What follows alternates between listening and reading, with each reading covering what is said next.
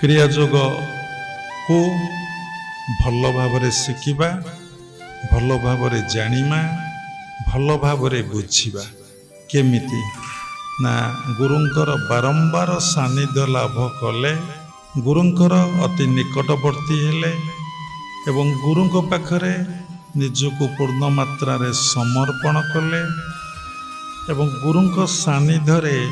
क्रिया को अभ्यास करिले ताहले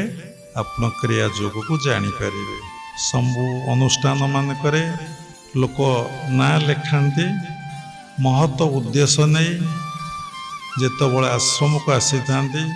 समस्ते मनर गोटे पवित्रता प्यूरिटी नहीं आसी था भगवान अशेष माया आपण जोटी रुहतु भगवान आपण माया पकड़े माया जंत्रित सर्वजन ब्रह्मादि 14 भुवन